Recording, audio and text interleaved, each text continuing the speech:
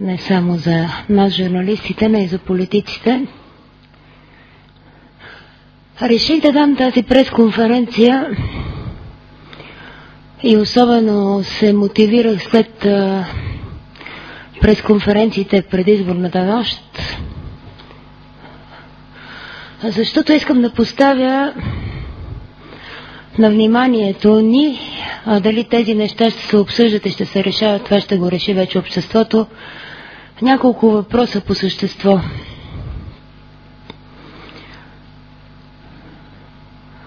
Искам да не прозвучи много частно, искам да прозвучи така, че всички да се приобщим към темата, но въпреки всичко ще изхождам, разбира се, от личния си опит като журналист,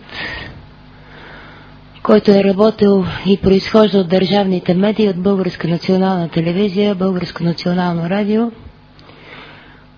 И от 2007 година насам се опитвам да вляза в медийното пространство с радио К2, обществено-политическото радио К2. Като казвам опитвам, това не означава, че аз и екипа ни нямаме необходимата подготовка, опит, воля, ако щете.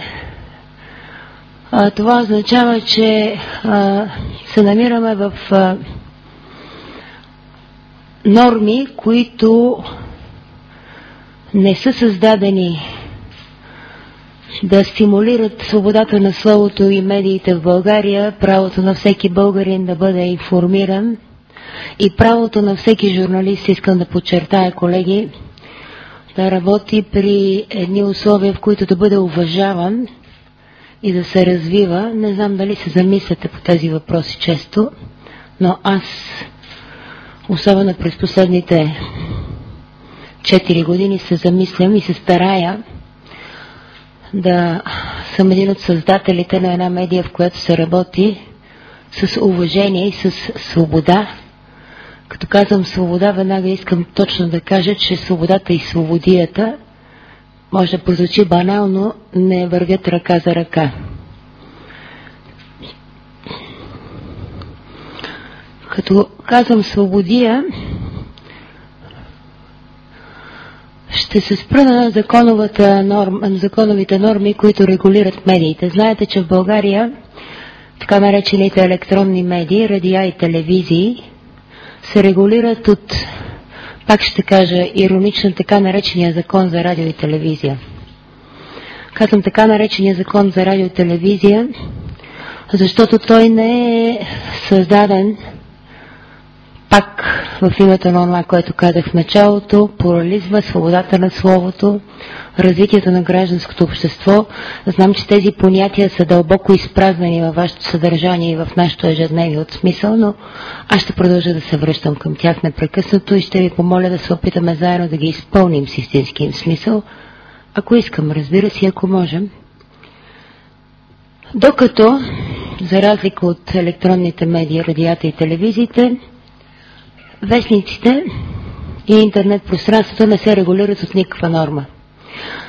Като казвам това, в никакъв случай не разбирайте, че искам да се създадат някакви рестриктивни или репресивни норми, ни най-малко.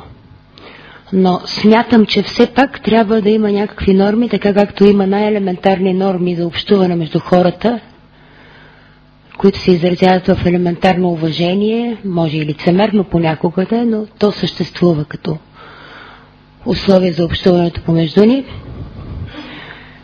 И не, че това е център на вниманието ми, казвам го много настойчиво, но искам специално да го отбележа.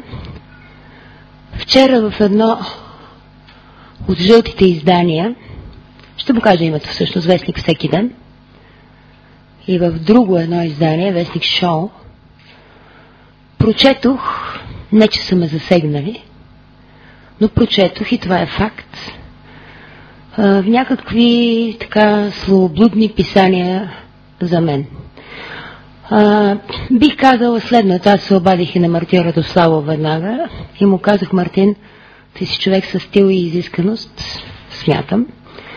И честно казано, аз лично бих те посъветвала да действаш по-коварно и на по-високо равнище. Това, което са написали за мен, някакси не ми подхожда. Не е това, което трябва. Много ниско ме удреш ме в глезане, не ме удреш в главата. С тези думи знам, че ги предизвиквам сега в момента всички жълти издания да почнат да ровят около мен и да пишат страшни работи. Очаквайте ги. Аз ще си позволя да кажа нещо, което също ще прозвучи предизвикателно, но нека да го кажа. Аз съм на 53 години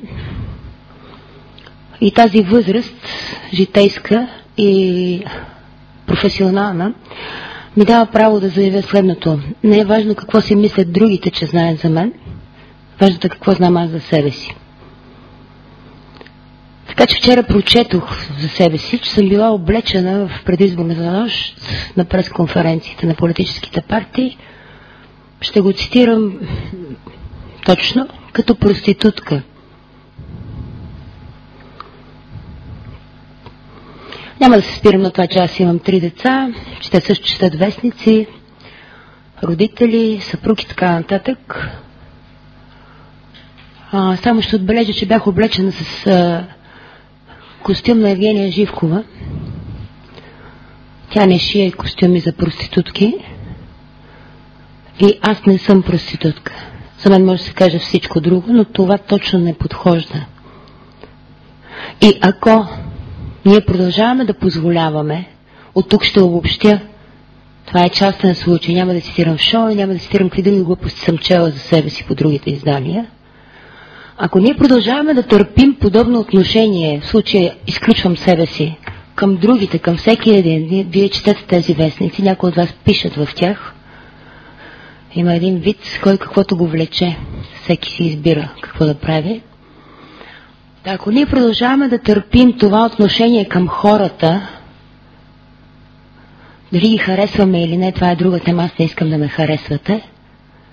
Аз мисля, че човек се бори за уважение и уважението се печели, то не се дава. Така че на някой може да му се виждам някаква, но нека да бъде спор по същество за качества, а не за измислени, привнесени слухове, асоциации на някой простак или простачка, извинявам се за езика. И в крайна сметка, ако ние продължаваме да търпим по този начин да се отнасят към хората, пък били те всякакъв калибър политици или други шоузвезди или не знам какви, значи това говори, че ние също се съгласяваме.